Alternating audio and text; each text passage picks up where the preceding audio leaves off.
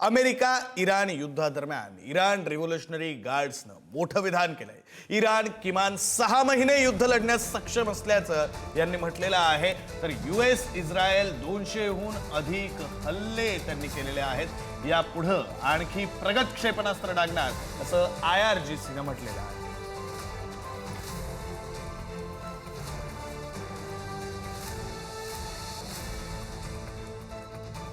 इराणच्या समृद्ध युरेनियम साठ्यावर ताबा मिळवण्यासाठी अमेरिका आणि इस्रायलमध्ये चर्चा। इराणमधील युरेनियमचा साठा ताब्यात घेण्यासाठी विशेष सैन्य पाठवण्याबाबत चर्चा झाली आहे। अमेरिकेच्या अंदाजानुसार इराणकडे सुमारे 60% समृद्ध युरेनियम साठा आहे।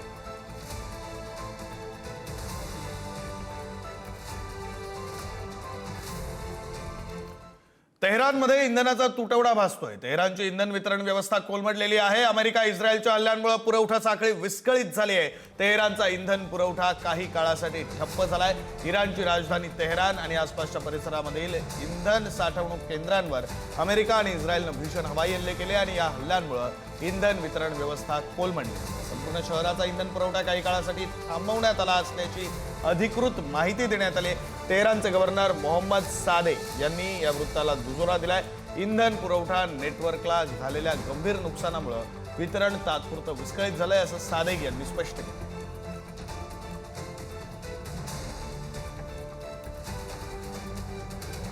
इराणमध्ये अमेरिका आणि इस्रायलनं भीषण हल्ले केलेले आहेत। इराणमधील विविध शहरांवर अमेरिका आणि इस्रायलनं केलेल्या हवाई हल्ल्यांमध्ये आतापर्यंत 1200 पेक्षा अधिक जणांना आपला जीव गमवावा लागलाय। मृतांमध्ये 200 मुलं आणि 200 महिलांचा समावेश असल्याची धक्कादायक माहिती इराणच्या आरोग्य मंत्रालयानं प्रसिद्ध केली।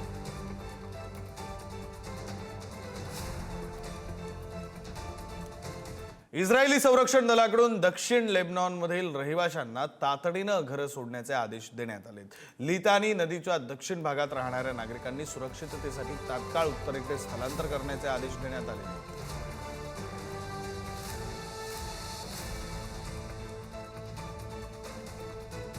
तर बहरीनवर इराणचा ड्रोन हल्ला। इराणकडून महत्त्वाच्या पाणी शुद्धीकरण प्रकल्पाला लक्ष्य करण्यात आलंय। हल्ल्यामुळे प्रकल्पाचं मोठ्या प्रमाणावर नुकसान झालेलं आहे।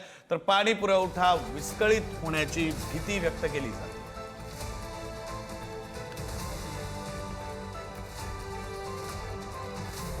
इराणमधील महत्त्वाचं शहर असलेल्या इस्फहानवर आज पहाटे अमेरिका आणि इस्रायलच्या हवाई दलानं भीषण बॉम्बवर्षाव केला आणि या संयुक्त कारवाईमुळे पश्चिम आशियातील युद्धानं आता भीषण वळण घेतलेलं आहे। संपूर्ण जगात खळबळ माजली।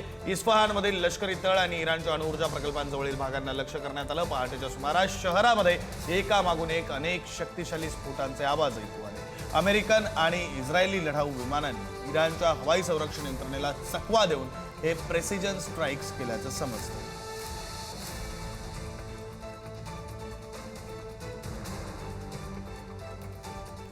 युद्धाचा धोका वाढलेला आहे। इस्रायलवर इराणनं क्षेपणास्त्र हल्ला केलेला आहे। इस्रायली नागरिकांना तातडीनं सुरक्षित स्थळी जाण्याच्या सूचना देण्यात आल्या आहेत। इस्रायलची हवाई संरक्षण यंत्रणाही सक्रिय करण्यात आलेली आहे। इराण आणि इस्रायलमधील संघर्ष आता विकोपाला पोहोचलाय।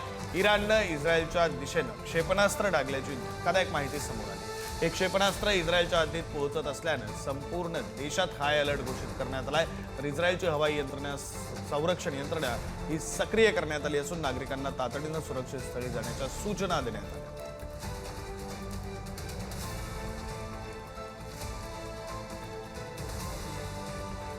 इराकच्या इरबिल विमानतळावर शक्तिशाली स्फोटांचे आवाज ऐकू आलेत। विमानतळ परिसरामध्ये आज पहाटे स्फोटांचे मोठे आवाज ऐकू आले। कुर्दिस्तान प्रांतामध्ये स्फोटांमुळे भीतीचं वातावरण निर्माण झालं। सुरक्षा यंत्रणा सतर्क झाली आहे। विमानतळाच्या सुरक्षेत वाढ करण्यात आली आहे। प्राथमिक माहितीनुसार हा हल्ला ड्रोन किंवा रॉकेटच्या सहाय्याने केल्याचा संशय व्यक्त केला जातोय। अद्याप जीवितहानीची कोणतीही अधिकृत माहिती मिळालेली नाहीये। मात्र विमानतळाची सुरक्षा वाढवण्यात आली।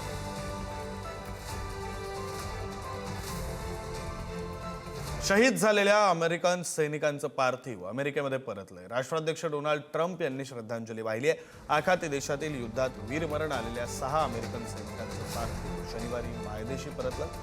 डोवर एअर फोर्स बेसवर आयोजित सन्मानपूर्वक हस्तांतरण सोहळ्यामध्ये राष्ट्राध्यक्ष डोनाल्ड ट्रम्प उपस्थित होते। त्यांनी शोकाकुल कुटुंबांना सांत्वन करत त्यांच्याप्रती संवेदना व्यक्त केली।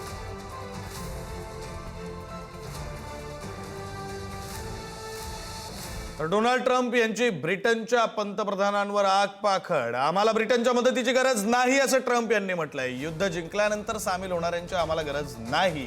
ट्रम्प यांनी ब्रिटनचे पंतप्रधान स्टारमर यांच्यावर टीका केली. तर ब्रिटनवर टीका करताना ट्रम्प यांच्याकडून युद्ध जिंकल्याचा दावा करण्यात आला.